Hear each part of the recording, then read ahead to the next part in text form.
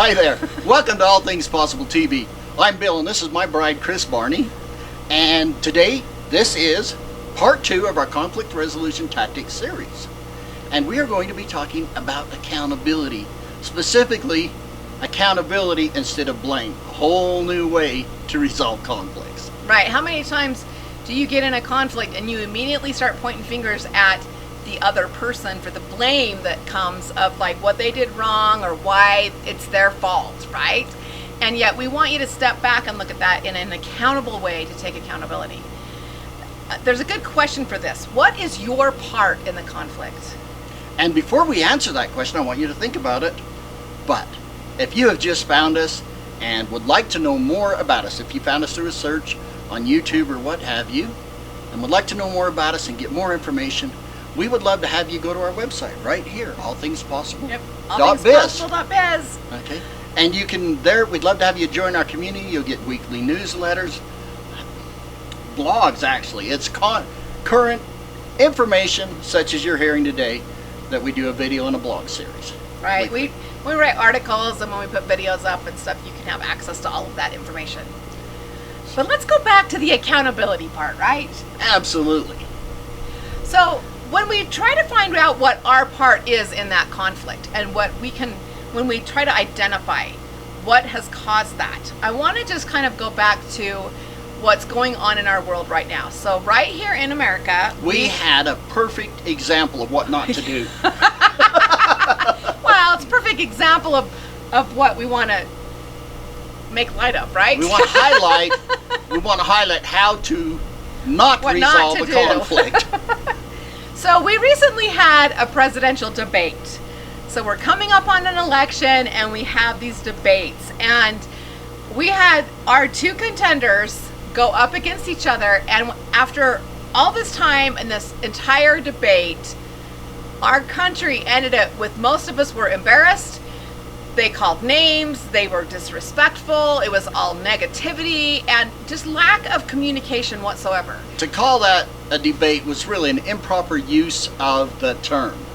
But yet, what they did there, maybe it's a caricature of what we sometimes do when we're trying to resolve conflict. It's how not to do it. Now, before we go any further in this, we understand that a presidential debate isn't set forth with the idea that you're going to walk away arm in arm wanting to be each other's vice presidents. They do want to accentuate their differences in how they're going to help the country best. The reason we're talking about this is many of us enter into conflict resolution as if we were in a debate.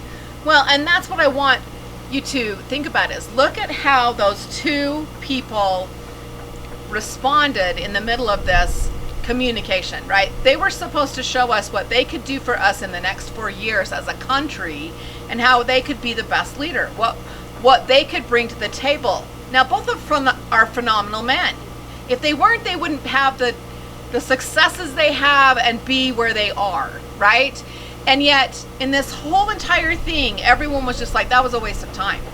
Like, it was just ridiculous. It was really turned into, it sounded like two 12-year-olds having a yo mama so stupid argument. They were just dumb insults. Trying to put each other down. And when you can recognize when you're in a conversation and it turns to a debate and you're doing a whole bunch of negativity around it, you're no longer making progress. Like what is to be gained, right? You need to stop and identify that like this is really negative and this is like a debate rather than a conversation or trying to resolve anything and come up with a conclusion. Because usually when we get into the negative, we start using different language than we normally would use. We get heated, we get tempers, we get anger and emotion. There's a lot of things that come into play there. When you can, rather than be a debate tactic, you can have a solution provider.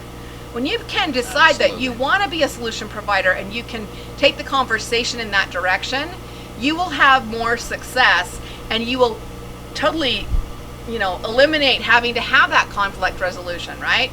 So when you try more to be into the solution provider rather than that debater, that I'm right and you're wrong. It's trying to soothe our own egos. Put your ego aside. I'm right and you're wrong. Nobody wants to be wrong. And you can't beat them into submission. They'll quit. They'll stop communication. They'll quit trying to work with you. and then the problem escalates beyond what it was when you started. The solution provider is the way to go. So how do you do that?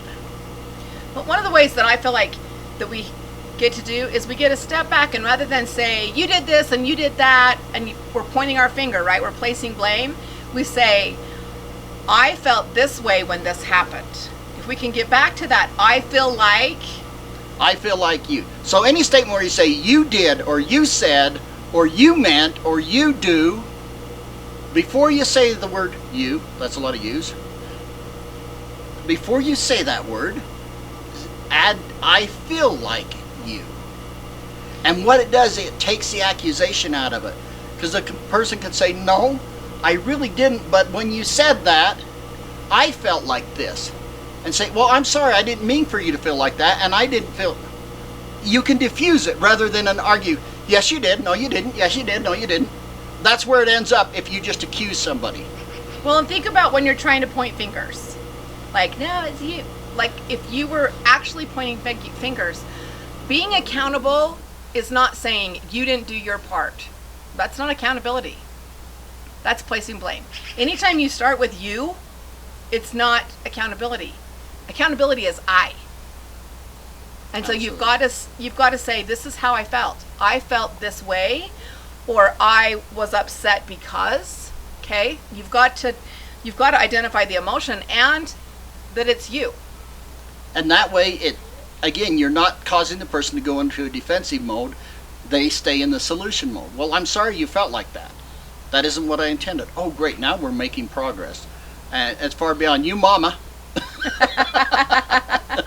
And next is to acknowledge what they are saying. When you can acknowledge what they're saying and how they're feeling, and that you want to create change, that you aren't trying to create that conflict, that you want to have communication. When you can acknowledge what they're saying and how they felt, there's nothing worse than saying, I felt like this, and then going, well, I don't care how you feel, right? That's your feelings, not mine. That doesn't mean I did it.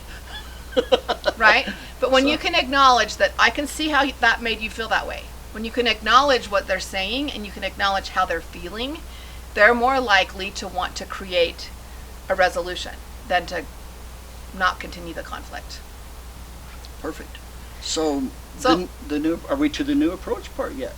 Yes. Well, basically, like, what we want you to take away from this whole thing is the phrase, I feel like. Now, there's a context to it, but if you remember, I feel like, and add that to your opening statement or your beginning of each sentence, when you're talking about what the person has done, you can find solutions by using that approach rather than the accusatory approach or the blame. So in our accountability piece, number one, take immediate accountability.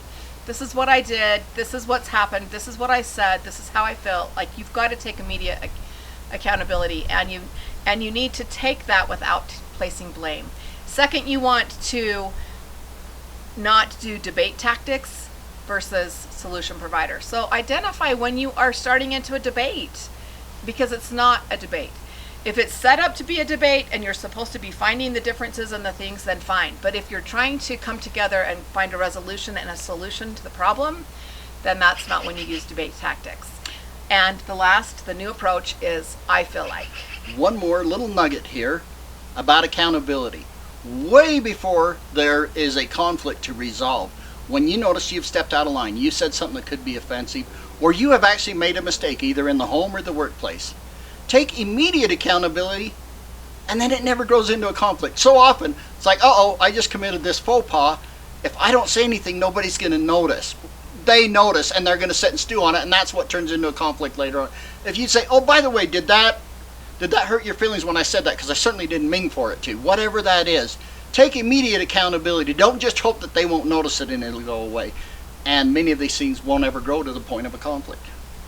Thanks for being here with us. If you haven't joined our community, again, allthingspossible.biz, and join our community, be a part of us, and come and get your information, the free videos, the blogs, and all the things that are there. So make sure and check out parts 3 and 4. And if you just happen to find this one, go back to part 1. There's good stuff in all of them. Right. So part 1 was diffuse, part 2 was accountability, and the next one is the surprising emotion underline, We are going to talk Many, about identify, many- and he is not going to give all of it away. yeah. But there's something you'd never think that can be at the root of a lot of conflicts, and we're going to talk about that. We'll see share you the secret. there. Bye-bye. See ya.